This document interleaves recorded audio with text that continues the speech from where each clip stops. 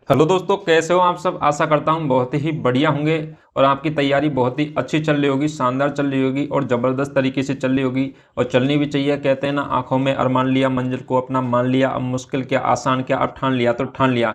अब ठान लिया है कि प्रैक्टिस पे प्रैक्टिस करना है। अब ठान लिया है कि अपने माँ बाप का सपना पूरा करना है। अब ठान लिया है कि नौकरी लेकर के मानेंगे। अब ठान लिया है कि अपने घर के हालात को बदल के मानेंगे। हेलो दोस्तों, मैं बच्चन पांडे आप सभी का हमारे channel Rajasthan study IQ GK में स्वागत करता हूं।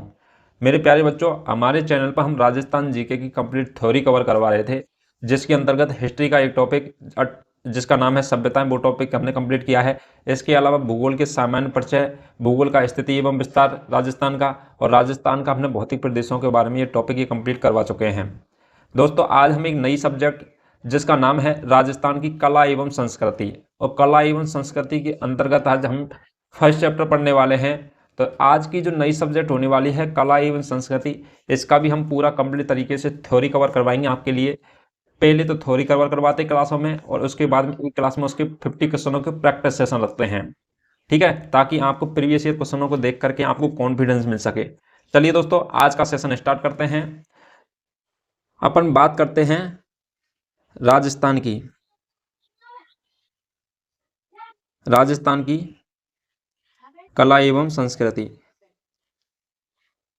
राजस्थान की हम जब कला एवं संस्कृति पढ़ते हैं, तो कला एवं संस्कृति के अंतर्गत ये पूरा जो सब्जेक्ट है कला एवं संस्कृति, इसके अंतर्गत 5 यूनिट होती हैं।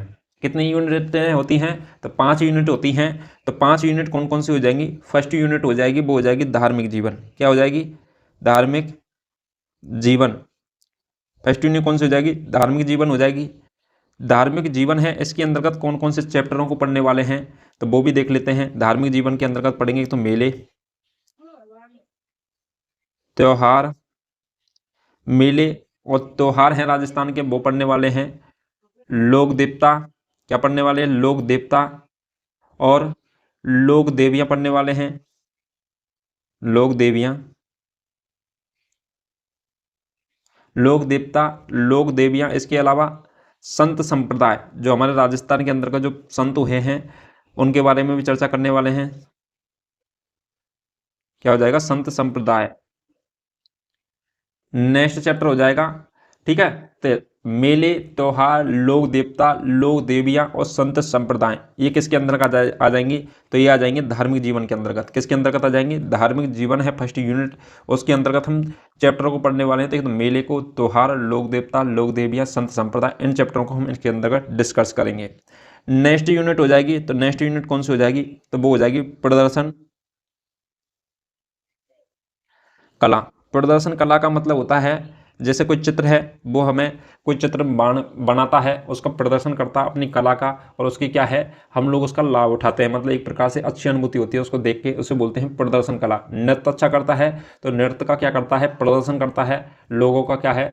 मन मन बहलाने का कार्य करता है नृत्य के द्वारा, तो वो हो जाएगा प्रदर्शन कला।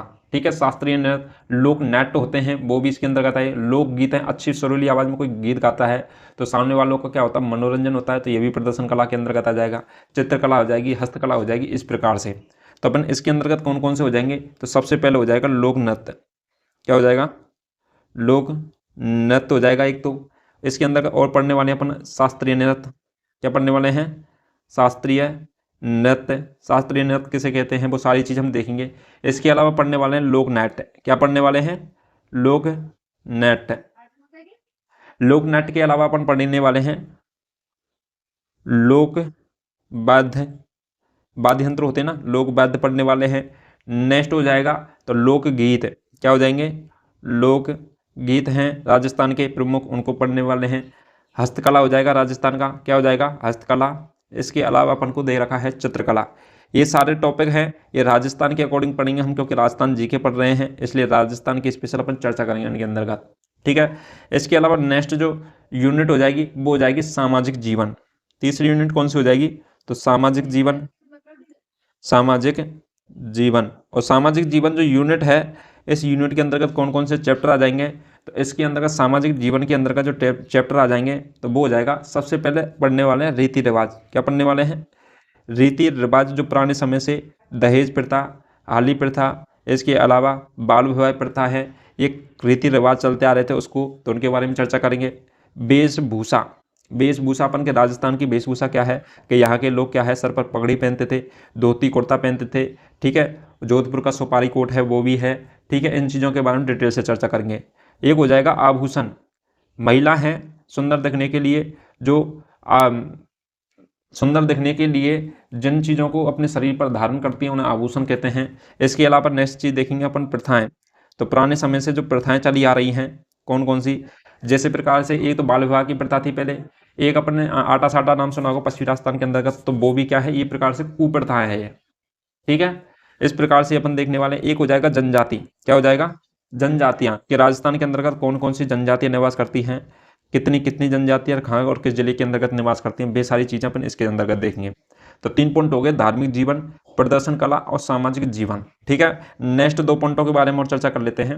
तो पहला हो जाएगा स्थापत्य कला, चौथे नंबर का क्या हो जाएगा स्थापत्य। स्थापत्य कला का मतलब होता है जो चीजें अभी भी बनी हुई है प्राचीन समय में स्थापित की गई थी, जैसे कि अपन के कौन कौन से हो जाएंगे। तो सबसे पहले जैसे दुर्ग बनाए गए, कौन बनाए गए थे, दुर्ग महल बनाए गए थे, दुर्गों को पढ़ने वाले हैं। महल बनाए गए थे राजा महाराजाओं के द्वारा, उनको पढ़ने वाले हैं। इसके अलावा जितने भी मंदिर हैं राजस्थान के प्रमुख, तो मंदिरों को पढ़ने वाले हैं। मंदिरों के अलावा अपन पढ़ेंगे हवेलियां, हवेलियां बनाई गई थी राजा महाराजाओं के टाइम में काल में, ठीक है, तो उनके बारे में भी पढ़ने वाले हैं। हवेलियों के अलावा अपन बनाते हैं छत्रियां, छत्रियां भी बनाई गई थी, तो उन छत्रियों के बारे में भी डिस्कस करेंगे, कौन सी छतरी कहाँ पर है, कितनी बड़ी है, क्या है इनकी विशेषता। इसके अलावा बावड़ियाँ, जो पानी के लिए जो बावड़ियाँ बनाई गई थी पानी की, तो उनके बारे में भी डिटेल से चर्चा करने वाले हैं, ठीक है। तो अपन इसके स्थापत्य कला के अंतर्गत जो चैप्टर हैं, एक तो दुर्ग, महल, मंदिर, हवेलियाँ, छतरियाँ, बावड़ियाँ, इन चीज़ों के बारे में भी डिस्कस करेंगे। 5वां और लास्ट पॉइंट हो जाता है, वो कौन सा हो जाएगा, तो वो हो जाएगा भाषा,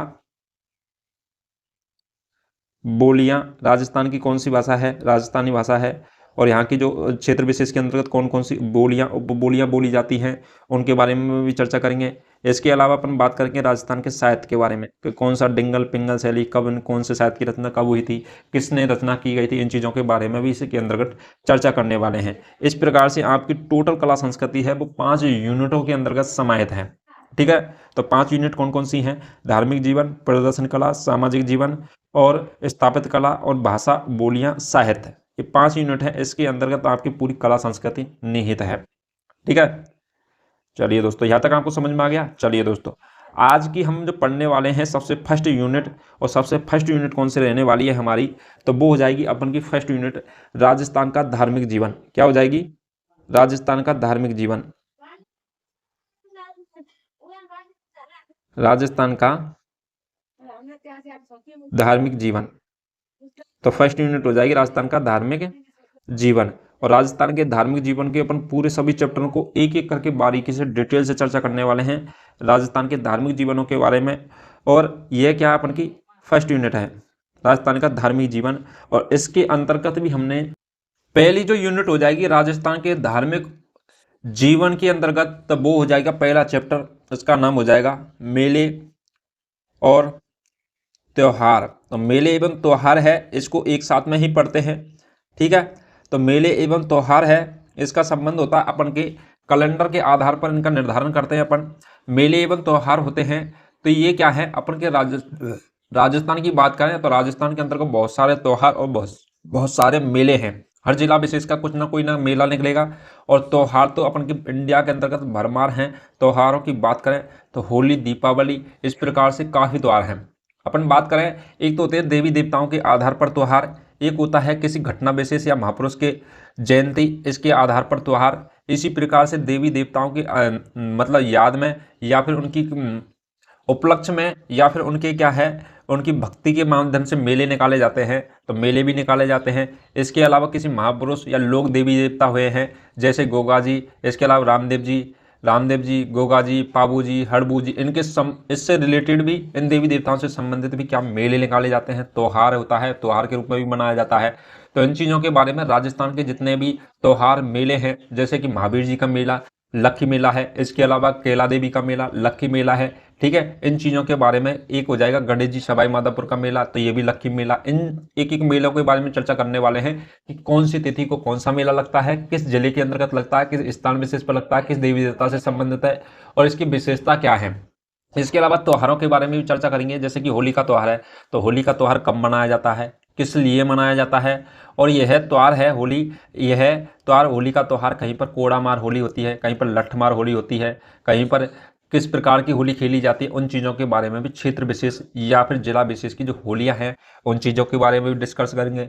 इसी प्रकार से हम सारी चीज़ों की कंप्लीट थ्योरी कवर करवाने वाले हैं किसके अंतर्गत, मेले एवं त्योहारों के अंतर्गत।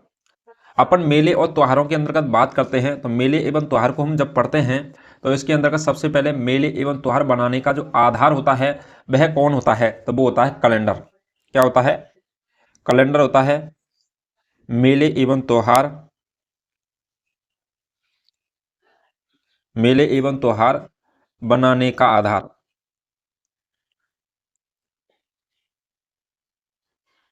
मेले एवं त्योहार बनाने का आधार क्या होता है, तो वो होता है कैलेंडर।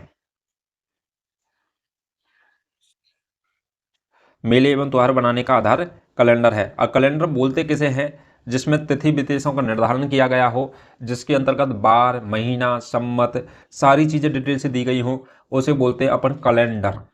ठीक है, अब अपन बात करें कैलेंडर की, तो अपन के इंडिया के अंदर कौन से कैलेंडर चलता है, अंतर्राष्ट्रीय कैलेंडर कौन सा है और कौन सा अपन के क्या है, हिंदी महीनों के अनुसार कौन सा कैलेंडर हो जाएगा, अंतर्राष्ट्रीय कौन सा हो जाएगा, इसके अलावा मुस्लिम कैलेंडर कौन सा हो जाएगा, कौन कौन से वंश में कौन कौन से कैलेंडर जारी हुए थे, इन चीज़ों के बारे में एक एक कैलेंडर को डिस्कस करने वाले हैं। थोड़ा सा इनको देख लेते हैं ताकि आपको आगे की थ्योरी है उसको समझने में प्रॉब्लम नहीं होगी।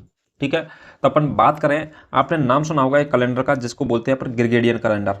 कौन सा कैलेंडर बोलते हैं, तो उसे बोलते हैं अपन, पहला पॉइंट हो जाएगा, एक दो करके इसकी नंबरिंग करते हैं। तो फर्स्ट कैलेंडर कौन सा हो जाएगा, तो वो हो जाएगा ग्रेगोरियन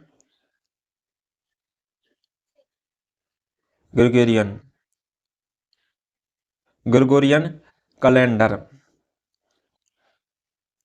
ग्रेगोरियन कैलेंडर हो जाएगा। और ग्रेगोरियन जो कैलेंडर है यह कैसा कैलेंडर है, ये भारत के अंतर्गत या राजस्थान के अंतर्गत या पूरे विश्व के अंतर्गत चलता है। तो इसकी बात करें तो यह है कैलेंडर हो जाएगा, वो हो जाएगा अंतर्राष्ट्रीय। क्या हो जाएगा, अंतर्राष्ट्रीय कैलेंडर है कौन सा, ग्रेगोरियन कैलेंडर, अंतर्राष्ट्रीय कैलेंडर है।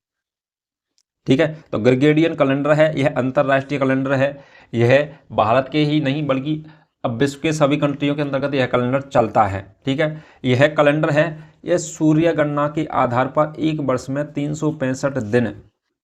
ठीक है, तो इस कैलेंडर का निर्धारण किया गया है, वो किसके आधार पर किया गया है, तो इस कैलेंडर का निर्धारण किया गया है, वो किया गया है सूर्य गणना के आधार पर। किसके आधार पर, सूर्य गणना के आधार पर। सूर्य जो चक्कर लगाता है, सूर्य के चक्कर लगाती है पृथ्वी और पृथ्वी के चक्कर लगाता है चंद्रमा। तो सूर्य की जो गणना होती है, परिगणना करता है पृथ्वी, तो उसके आधार पर एक वर्ष में, तो उसके आधार पर अपन क्या करते हैं, जैसे सूर्य, पृथ्वी के चारों चक्कर कौन लगाता है, चंद्रमा लगाता है, और लेकिन पृथ्वी है ये खुद सूर्य के चारों ओर चक्कर लगाती है, जिससे दिन और रात बनते हैं। इसके अलावा अपन के जलवायु परिवर्तन भी किसकी वजह से होता है, तो सूर्य के चारों ओर चक्कर लगाने के कारण जलवायु परिवर्तन होता है। ठीक है, तो सूर्य की गणना के आधार पर अपन क्या करते हैं, ग्रेगोरियन कैलेंडर का निर्धारण करते हैं और सूर्य गणना के आधार पर करते हैं। इसके अंतर्गत और क्या चीज़ आ जाएगी, तो ये हो जाएगा, इसके अंतर्गत एक वर्ष में 365 दिन होते हैं। दिन कितने होते हैं, एक वर्ष में 365 दिन होते हैं। कितने होते हैं, एक वर्ष में 365 दिन होते हैं। और 365 दिनों के अंतर्गत बात करें तो प्रथम जो माह होता है, प्रथम माह उसको क्या बोलते हैं अपन, तो अंग्रेजी महीने होते हैं ग्रेगोरियन कैलेंडर के अंतर्गत। तो प्रथम माह हो जाएगा जनवरी। कौन सा हो जाएगा, जनवरी। और जनवरी से लेकर के जो अंतिम माह हो जाएगा तो वह कौन सा हो जाएगा, 12 माह होते हैं इसके अंतर्गत। टोटल कितने महीने होते हैं, 12 माह होते हैं। और 12 माह जो 12वां जो माह हो जाएगा वह कौन सा हो जाएगा, तो वो रहने वाला अपन का 12वां माह, तो वो हो जाएगा दिसंबर। कौन सा हो जाएगा, दिसंबर हो जाएगा। ठीक है, तो दिसंबर हो जाएगा 12वां महीना, किसके अनुसार, ग्रेगोरियन कैलेंडर के अनुसार। तो आपने जो पढ़ा है प्रथम महीना जनवरी, फरवरी, मार्च, अप्रैल, मई, जून, जुलाई, अगस्त, सितंबर, अक्टूबर, नवंबर, दिसंबर। ये सभी किसके अनुसार है? ग्रेगोरियन कैलेंडर के अनुसार है, जो अंतरराष्ट्रीय स्तर पर चलता है। सूर्य की गणना के आधार पर इसका निर्धारण किया गया था और एक वर्ष में 365 दिन होते हैं। ठीक है, ये कैलेंडर आपको समझ में आ गया होगा। नेक्स्ट कैलेंडर की बात करें तो नेक्स्ट कैलेंडर कौन सा हो जाएगा? वो हो जाएगा विक्रम संवत। कौन सा हो जाएगा? सेकंड नंबर का कैलेंडर हो जाएगा। एक एक त्योहारों को डिस्कस करेंगे, लेकिन उससे पहले आपको क्या है, कैलेंडरों के बारे में भी जानकारी होनी चाहिए। विक्रम संवत, तो विक्रम संवत की बात करते हैं तो विक्रम संवत है, यह है किसके अकॉर्डिंग है? तो ये हो जाएगा हिंदू कैलेंडर के अनुसार। किसके अनुसार हो जाएगा? हिंदू कैलेंडर के अनुसार। तो हिंदू कैलेंडर होता है कौन सा? विक्रम संवत। कैलेंडर का नाम है विक्रम संवत, हिंदू कैलेंडर है। ठीक है, अपन इसके अंदर की बात करते हैं तो सबसे पहले चर्चा करते हैं कि एक उज्जैन के अंतर्गत शासक हुए थे। किसके अंतर्गत? उज्जैन है, यह कहाँ पड़ती है? एमपी के अंतर्गत पड़ती है। एमपी का मतलब हो जाएगा मध्य प्रदेश, और मध्य प्रदेश में उज्जैन जगह पड़ती है। तो उज्जैन के शासक हुए थे, उनका नाम क्या था? उनका नाम था उज्जैन के शासक का विक्रमादित्य। क्या हो जाएगा? विक्रमादित्य। और विक्रमादित्य के काल में, ठीक है, तो किस में चालू हुआ था? विक्रमादित्य के काल में चालू हुआ था। और जो उस समय जब ये शुरुआत हुई थी तो उस समय क्या था? ईसा पूर्व चलता था। विक्रम संवत की शुरुआत हुई थी, उससे पहले ईसा पूर्व चलते थे। और कौन सा ईसा पूर्व था? तो 57। कौन सा होता हो जाएगा? 57 में ईसा पूर्व सन था उस समय। तो 57 ईसा पूर्व में प्रारंभ हुआ था। क्या हुआ था? इस कैलेंडर का प्रारंभ कब हुआ था? तो 57 ईसा पूर्व में प्रारंभ हुआ था। तो विक्रम संवत की शुरुआत उज्जैन शासक विक्रमादित्य के काल में हुई थी और 57 ईसा पूर्व में हुई थी। कब हुई थी? 57वां ईसा पूर्व के अंतर्गत इसका निर्धारण हुआ था, मतलब निर्माण हुआ था विक्रम संवत का। ठीक है, इसके अलावा अपन नेक्स्ट बात करें इसके अलावा तो यह किसके आधार पर बनाया गया है ये कैलेंडर? तो वो बनाया गया है चंद्रमा के। किसके? चंद्र गणना के आधार पर। एक अपन ने पढ़ा था, क्या पढ़ा था? तब वो पढ़ा था सूर्य गणना के आधार पर ग्रेगोरियन कैलेंडर, और चंद्र गणना के आधार पर विक्रम संवत या हिंदू कैलेंडर आ जाएगा। तो चंद्र गणना पर आधारित,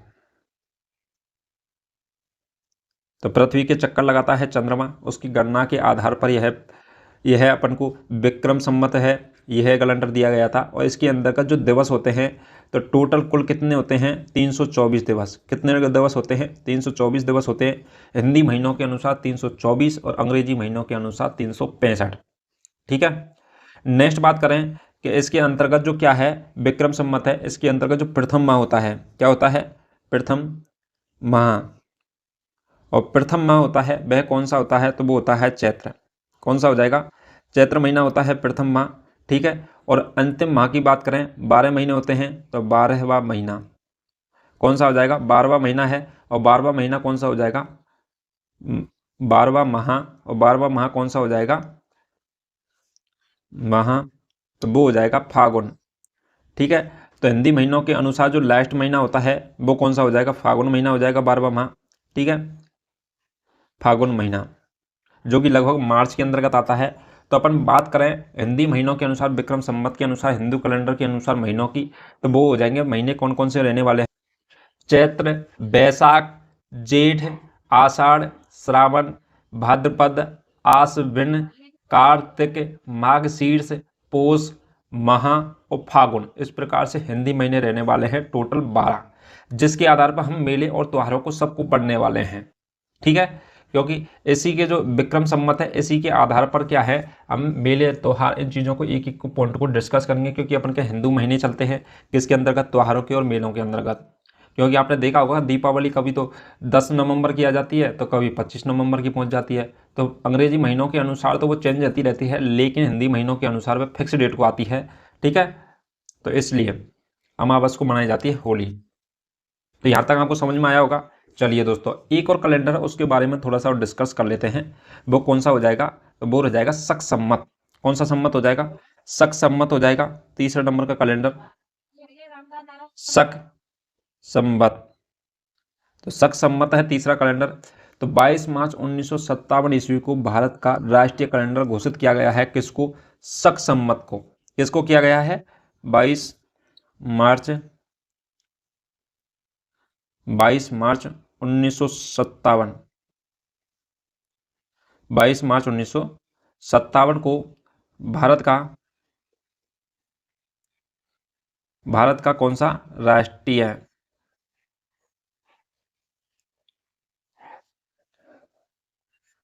कैलेंडर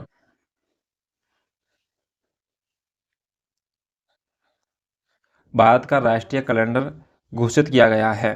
22 मार्च 1957 ईस्वी को भारत का राष्ट्रीय कैलेंडर घोषित किया गया है। कौन सा? शक सम्मत। ठीक है, तो इस कैलेंडर की शुरुआत की बात करें तो इस कैलेंडर की शुरुआत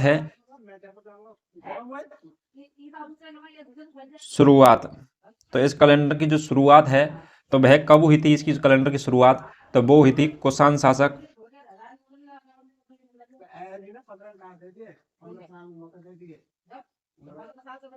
तो इस कैलेंडर की शुरुआत वो कहां से मानी जाती है?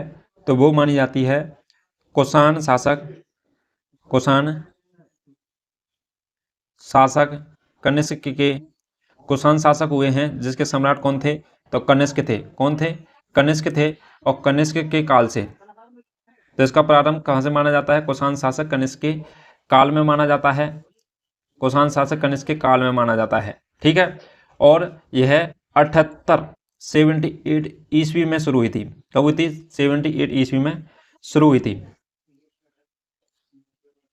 तो शक सम्मत है। यह 22 मार्च 1957 ईस्वी को क्या किया गया था? राष्ट्रीय कैलेंडर घोषित किया गया था। और इसकी जो कैलेंडर की शुरुआत है वो कुषाण शासक कनिष्क के काल में 78 ईस्वी में शुरू हुआ था। कब हुआ था? 78 ईस्वी में हुआ था कुषाण शासक कनिष्क के काल में शक सम्मत कैलेंडर की शुरुआत। ठीक है, यहां तक आपको समझ में आ गया होगा। आपको ये याद रखना 22 मार्च 1957 ईस्वी को क्या किया गया था? राष्ट्रीय कैलेंडर घोषित किया गया था इसको। ठीक है, यहां तक आपको समझ में आ गया होगा। नेक्स्ट चर्चा करते हैं अपन, तो वो करने वाले हैं किस चीज की चर्चा? तो वो हो जाएगी अपन की, नोट लगा करके लिखिए। नोट लगा करके आप सभी लिखेंगे। क्या लिखने वाले हैं नोट लगा करके? तो वो लिखने वाले हैं कि ग्रेगोरियन कैलेंडर की तुलना में क्या हो जाएगा? ग्रेगोरियन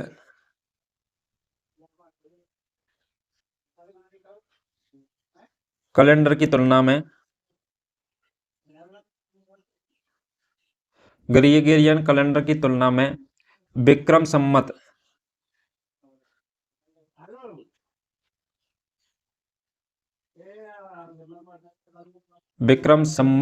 कैलेंडर 57 वर्ष आगे है जबकि शक सम्मत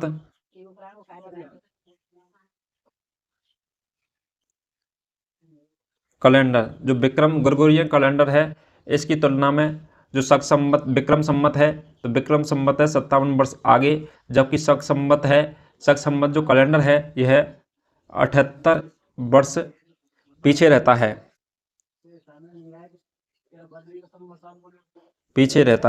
तो 78 वर्ष पीछे रहता है। ठीक है, तो ये आपको ध्यान रखना है। अब चर्चा करते हैं नेक्स्ट चीजों की। अब चर्चा करने वाले हैं डायरेक्ट, अब आएंगे अपन त्योहारों पर।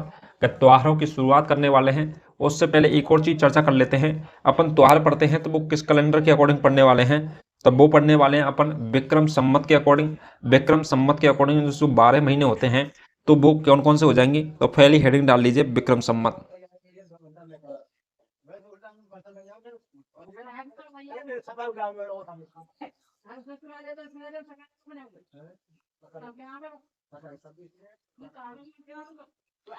तो विक्रम संमत क्या हो जाएगा? विक्रम संमत है। तो फर्स्ट अपन कैलेंडर पढ़ने वाले हिंदी महीनों की बात करेंगे त्योहारों के अंतर्गत। तो सबसे पहले है विक्रम संमत, और विक्रम संमत के अंतर्गत हम देखने वाले हैं टोटल कितने महीने होते हैं? 12 महीने होते हैं। कितने महीने होते हैं? 12 माह होते हैं। ठीक है, तो टोटल होते हैं 12 माह। और 12 माह कौन कौन से रहने वाले हैं? तो सबसे पहला महीना हो जाएगा वो हो जाएगा चैत्र। क्या हो जाएगा? चैत्र माह हो जाएगा। नेक्स्ट बात करें तो बैसाख। इसके अकॉर्डिंग ही हम मेले और त्योहारों को पढ़ने वाले हैं। बैसाख।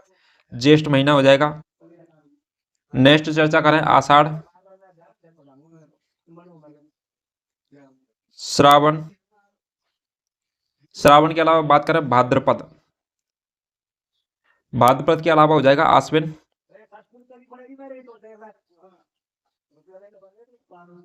आश्विन,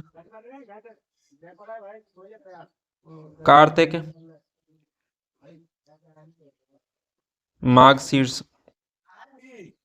माघ शीर्ष हो गया 9वां महीना। 10वें महीने की बात करें तो वो हो जाएगा पोष, पोष, पोष के अलावा बात करें माह, कौन सा महीना हो जाएगा, माह हो जाएगा। इसके अलावा नेक्स्ट लास्ट और महीना हो जाएगा 12वां महीना फागुन, कौन सा महीना हो जाएगा, फागुन महीना हो जाएगा। इन्हीं महीनों के आधार पर हम सभी त्योहार एवं मेलों को डिस्कस करेंगे। कंप्लीट जो टॉपिक है आपका इन्हीं महीनों का यूज होगा आज के अंदर। मंथ की बात की जाएगी तो ये 12 महीने होंगे विक्रम संवत के, चैत्र, वैशाख, जेठ, आषाढ़, श्रावण, भाद्रपद, आश्विन, कार्तिक, मार्गशीर्ष, पौष, माह और फागुन। इन्हीं चीज़ों का टोटल अपन के डिस्कस करने वाले हैं, ठीक है।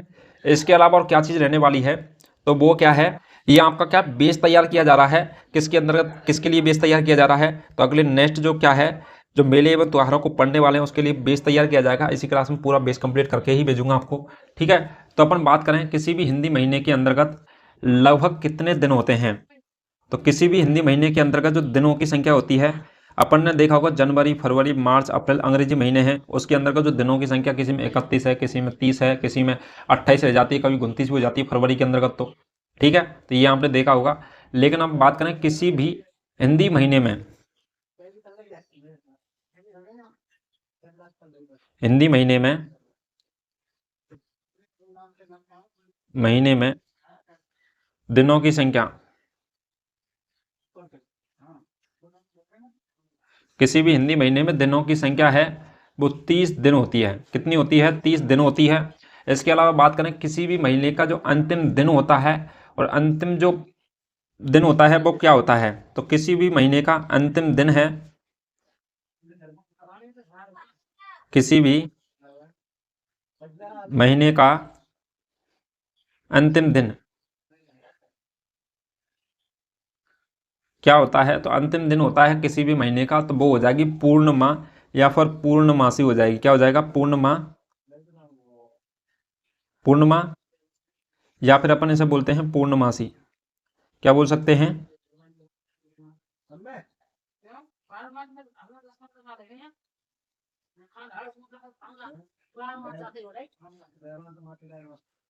पूर्णमासी। तो पूर्णिमा या फिर पूर्णमासी है जो महीना है, इसके अंतर्गत क्या है, यह अंतिम दिन है किसके अंतर्गत, महीनों के अंतर्गत। तो हिंदी महीनों के अनुसार टोटल दिनों की संख्या 30 हो जाएगी, और अंतिम महीना है उसका अंतिम दिन हो जाएगा, वो हो जाएगा पूर्णिमा या पूर्णमासी होता है, ठीक है। यहां तक समझ में आया होगा। नेक्स्ट चीजें देखते हैं। 12 महीने पढ़े थे हमने, तो लास्ट महीना पढ़ा है एक तो फागुन, क्या पढ़ा है, फाल्गुन हो जाएगा। और एक हमने शुरुआत में पढ़ा था एक कौन सा महीना, तो पहला महीना होता है फागुन, जैसे समाप्त होगा तो चैत्र स्टार्ट हो जाएगा। कौन सा स्टार्ट हो जाएगा, चैत्र महीना हिंदी महीने का पहला महीना स्टार्ट हो जाएगा। जैसे 12 महीना खत्म होते हैं और फिर से दोबारा से पहला महीना स्टार्ट हो जाता है, ठीक है, जिसे बोलेंगे अपन चैत्र महीना। तो फागुन महीने के अंतर्गत हम बात करें तो फागुन माह के अंतर्गत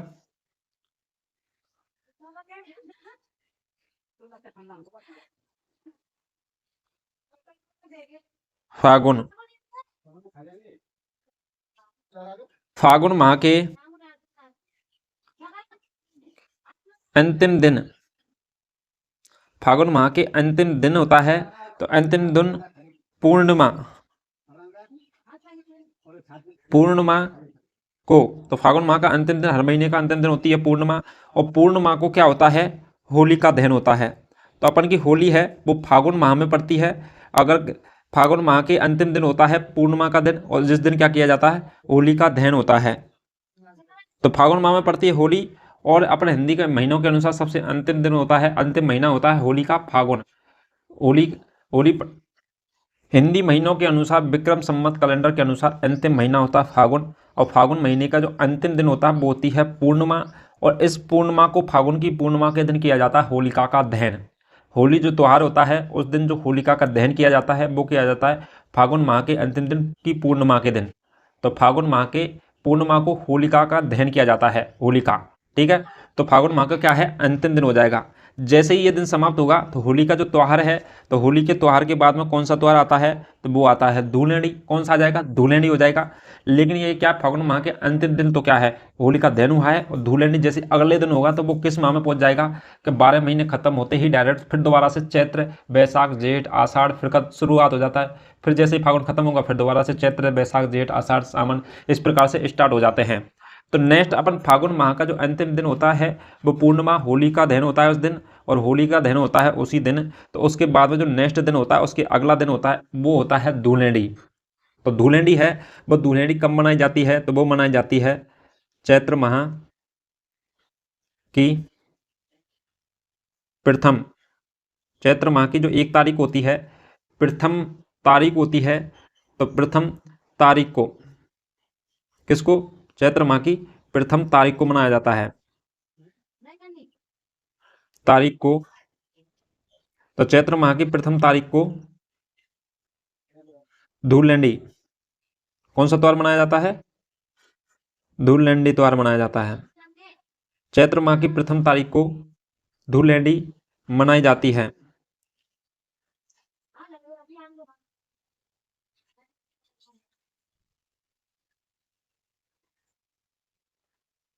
तो चैत्र माह की प्रथम तारीख को कौन सी मनाई जाती है, धूलेंडी मनाई जाती है। चैत्र से स्टार्ट होते हैं महीने और फागुन पे खत्म होते हैं। जैसे फागुन के खत्म होता है लास्ट दिन, उस दिन होली होती है, और होली से फिर अगला दिन चैत्र माह में पहुंच जाएगा, और चैत्र माह को जो त्योहार हो जाएगा पहला, तो वो हो जाएगा कौन सा, धूलेंडी त्योहार। कौन सा त्योहार हो जाएगा, धूलेंडी त्योहार होता है। यह हिंदी महीने का प्रथम महीना प्रथम दिन माना जाता है। तो ये चैत्र जिस दिन धूलेंडी होती है, ये धूलेंडी का जो दिन है यह है हिंदी, किसका, हिंदी वर्ष का प्रथम महीना। जो धूलेंडी है यह है हिंदी वर्ष का प्रथम महीना, क्या हो जाएगा, फर्स्ट महीना, प्रथम महीना, प्रथम दिन।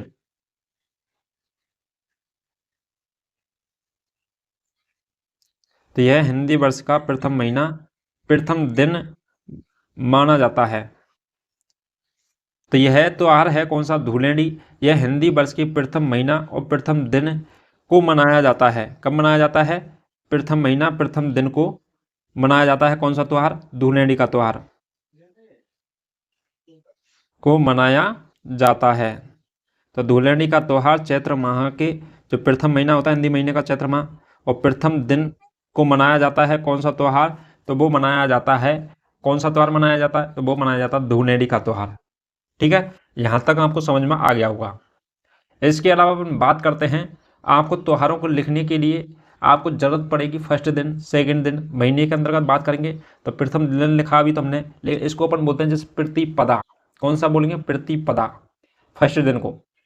ठीक है, तो उनको चीज़ों को अपन नाम देख लेते हैं किस आधार पर, और जैसे कृष्ण पक्ष शुक्ल पक्ष, तो उन चीज़ों की भी चर्चा कर लेते हैं। ठीक है, तो नेक्स्ट पॉइंट हो जाएगा,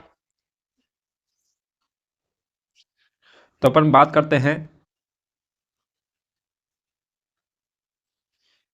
ठीक है, तो ये हो जाएंगे अपन का, ये तो है पूर्णिमा, क्या हो जाएगा, पूर्णिमा। तो पूर्णिमा के दिन जो चांद दिखाई देता है तो वो पूरा दिखाई देता है। क्या दिखाई देता है, पूर्णिमा के दिन चांद पूरा दिखाई देता है। नेक्स्ट बात करें अपन इसकी, तो ये हो जाएगा अमावस्या। क्या हो जाएगा, अमावस्या। तो अमावस्या के दिन है वो पूरा दिखाई नहीं देता है, बल्कि कैसा दिखाई देता है, तो यह है ब्लैक ब्लैक दिखाई देता है पूरा। क्या दिखाई देता है, ब्लैक दिखाई देता है पूरा। तो अपन पूर्णिमा के दिन चांद पूरा दिखाई देता है, बल्कि अपन बात करें अमावस्या के दिन की, तो अमावस्या के दिन पूरा ब्लैक दिखाई देता है। कौन, चांद दिखाई देता है पूरा काला दिखाई देता है अमावस्या के दिन। ठीक है, तो अमावस्या के दिन होता है चांद ब्लैक होता है, चंद्रमा दिखाई नहीं देता है उस दिन। और पूर्णिमा के दिन है चांद पूरा दिखाई देता है। क्या दिखाई देता है, पूरा दिखाई देता है। तो इसे बोलेंगे अपन पूर्णिमा। और जिस दिन चांद नहीं, काला मतलब पूरा एरिया काला होगा, चांद दिखाई नहीं देगा, उसे बोलते हैं अमावस्या। ठीक है, यहाँ तक आपको ये बेसिक चीज़ें, आपको ये चीज़ें तो पता ही होंगी। चलिए दोस्तों, अब नेक्स्ट बात करें अपन, ये चक्र की घटना है, क्या है, सूर्य की पृथ्वी सूर्य के चक्कर लगाती है, और चंद्रमा पृथ्वी के चक्कर लगाता है। चंद्रमा किसके लगाता है, पृथ्वी के चक्कर लगाता है, और सूर्य क्या लगाता है, सूर्य के चक्कर लगाती है पृथ्वी। तो पृथ्वी जैसे ही सूर्य के चक्कर लगाती है तो वो क्या अपनी धुरी पर भी घूमती है, क्या करती है, सूर्य के चारों ओर तो घूमती है 365 दिन के अंदर, लेकिन 24 घंटे में वो अपनी धुरी पर ही घूमती है। पृथ्वी क्या करती है, 24 घंटे में अपनी धुरी पर ही घूमती है, जिससे क्या है, दिन और रात बनते हैं। क्या बनते हैं, दिन और रात बनते हैं। यहाँ अपने इसे बोलते हैं चंद्रमा की परिकल्पना, सूर्य पृथ्वी की परिकल्पना है, ठीक है। तो दिन और रात बनते हैं, दिन और रात बनते हैं। तो इसी प्रकार से अपन देखेंगे तो किस प्रकार से वो क्या बनते हैं, दिन और रात। तो अपन सबसे पहले बात करें पूर्णिमा, और पूर्णिमा से माना कि अपन जाना अमावस्या की तरफ। किसकी तरफ जाना है, अमावस्या की तरफ जाना है पूर्णिमा से। तो पूर्णिमा से हम अमावस्या की तरफ जाते हैं तो पूरा चांद दिखाई देता है। किस दिन, पूर्णिमा के दिन। तो पूर्णिमा के दिन पूरा क्या दिखाई देता है, चांद दिखाई देता है। और जब चांद पूरा दिखाई देगा तो पूरा क्या रहेगा, अपन की पृथ्वी पर उजाला रहेगा नाइट के टाइम में, ठीक है। तो पूरा चांद दिखाई देता है। तो यह चांद क्या है, तो धीरे धीरे घटता जाता है। क्या जाता है, घटता जाता है। जैसे जैसे अपन आगे बढ़ेंगे, फर्स्ट दिन निकलेगा पूर्णिमा से, बाद में एक पहला दिन निकला, सेकंड दिन निकला, थर्ड दिन निकला। तो यह क्या है, अमावस्या की तरफ जा रहा होता है, और अमावस्या की तरफ क्या है, चांद दिखाई नहीं देता है। तो धीरे धीरे जो पूरा चांद दिख रहा था वो दिखना हो जाता है कम। क्या हो जाता है, कम हो जाता है दिखना। और धीरे धीरे क्या हो जाता है, बिल्कुल अमावस्या के दिन आकर के 15 दिन के पश्चात बिल्कुल ही क्या हो जाता है, ब्लैक, मतलब दिखाई ही नहीं देता है। तो उजाले से अंधेरे की तरफ जा रहे हैं अपन। किसकी तरफ जा रहे हैं, उजाले से अंधेरे की तरफ जाते हैं। क्या जाते हैं, उजाले से अंधेरे की तरफ जा रहे हैं अपन। तो इसे अपन क्या बोलेंगे, उजाले से अंधेरे की तरफ जाते हैं। इसे बोलते हैं, दो पक्ष पढ़ने वाले हैं हम इसके अंदर का, कृष्ण पक्ष और शुक्ल पक्ष। पहले उजाला था और धीरे धीरे एक एक दिन कर करके चंद्रमा दिखना कम हो जाएगा, उजाला कम हो जाएगा, तो उसे बोलते हैं अपन कृष्ण पक्ष। कौन सा हो जाएगा, तो उसे अपन क्या बोलेंगे, तो उसे बोलेंगे कृष्ण पक्ष। कृष्ण क्या होते हैं, काले सांवरे होते हैं। तो और ये क्या है, दिन धीरे धीरे काले होते जा रहे हैं, मतलब रातें काली होती जा रही हैं और चंद्रमा दिखना कम होता जा रहा है, जिसकी वजह से रात काली हो रही है। तो काली का मतलब कृष्ण, काला कृष्ण, ठीक है। तो कृष्ण पक्ष हो जाएगा ये। पूर्णिमा से निकलने के बाद जैसे पूर्णिमा खत्म होती है, फर्स्ट डे हो जाएगा प्रतिपदा का, तो ये कृष्ण पक्ष की तरफ जाएगा, ठीक है। अब जैसे ही अमावस्या 15 दिन के बाद अमावस्या आ गई, अमावस्या पे पहुंचे 15 दिन, जैसे ही अमावस्या खत्म हुई तो नेक्स्ट दिन अमावस्या के जस्ट पहला दिन होगा बाद में, और उससे बाद का जो सेकंड डे होगा, थर्ड डे होगा। तो ये क्या है, first second third fourth day, इसके अंतर्गत क्या है, चंद्रमा दिखने लग जाएगा। क्या दिखने लग जाएगा, चंद्रमा। अमावस्या के दिन पूरा ब्लैक होता है। फर्स्ट डे जैसे निकलेगा अमावस्या के बाद में तो चंद्रमा थोड़ा दिखाई देगा, फिर और अगले दिन जाएंगे तो फिर और ज़्यादा दिखाई देगा, फिर अगले दिन और जाएंगे तो फिर और ज़्यादा दिखाई देगा। 15 दिन के बाद पूरा पूर्णिमा आ जाएगा। क्या आ जाएगा, पूरा पूर्णिमा आने वाला है 15 दिन के बाद, और पूरा चांद दिखाई देने लग जाएगा। क्या दिखाई देने लग जाएगा, पूरा चांद दिखाई देने लग जाएगा। तो हम क्या कर रहे हैं, अंधेरे से और उजाले की तरफ जा रहे हैं। क्या जा रहे हैं, अमावस्या से पूर्णिमा की तरफ, अंधेरे से उजाले की तरफ जा रहे हैं। तो अंधेरे से उजाले की तरफ अपन जब जाते हैं तो आप एक शब्द यूज करोगे इसके लिए, उसका नाम है शुक्ल। शुक्ल, शुक्ल यानी शुभ, अच्छा सा होता है ना कुछ, तो शुक्ल पक्ष, इसको क्या बोलेंगे अपन, तो वो बोलने वाले हैं शुक्ल पक्ष। तो अंधेरे से उजाले की तरफ जाए तो शुक्ल पक्ष, और उजाले से अंधेरे की तरफ जाए तो कृष्ण पक्ष रहने वाला है, ठीक है। यहां तक आपको समझ में आ गया होगा। अपन बात कर रहे हैं, माना कि ये सभी महीनों के लिए होगा। किसके लिए होगा, सभी महीनों के लिए होने वाला है। ऐसा ही चैत्र के अंतर्गत हो जाएगा, चैत्र माह। इसी अलावा अपन पूर्ण वैशाख की बात करें तो वैशाख में भी यही रहने वाला है, फागुन में भी यही सेम सिचुएशन रहने वाली, कृष्ण पक्ष शुक्ल पक्ष की। ये 12 महीनों के अंदर का सेम रहने वाला है। क्या, कृष्ण पक्ष शुक्ल पक्ष वाला सिस्टम, ठीक है। अब अपन बात करें कि इसका जो पहला पूर्णिमा के बाद में जो पहला दिन होगा, तो पहले दिन को अपन क्या बोलेंगे, तो पूर्णिमा के बाद में पहला दिन होगा उसे बोलते हैं प्रतिपदा। क्या बोलते हैं, प्रतिपदा कहते हैं। पूर्णिमा के पहले दिन को क्या बोलते हैं, प्रतिपदा कहते हैं। इसके अलावा नेक्स्ट अपन चर्चा करते जाएंगे तृतीया, चतुर्थी, पंचमी, छठवीं, सप्तमी, अष्टमी, नवमी, दसवीं, एकादशी और द्वादशी, त्रयोदशी, चतुर्दशी, ठीक है। और फिर बाद में आ जाएगा अमावस्या। इस प्रकार से इनके नाम हो जाएंगे प्रतिपदा, ठीक है। तृतीय, चतुर्थी, पंचमी, द्वितीय, ठीक है। इस प्रकार से इनके नाम होते हैं। इसी प्रकार से जैसे अमावस्या खत्म होगी और अमावस्या खत्म होते ही और अपन चलते हैं शुक्ल पक्ष की तरफ, और शुक्ल पक्ष के अंतर्गत भी पहला दिन होगा, वो भी क्या हो जाएगा, प्रतिपदा। क्या रहने वाला है, पहला दिन प्रतिपदा रहने वाला है। दूसरा दिन हो जाएगा, वो हो जाएगा द्वितीय पदा, द्वितीय, तृतीय,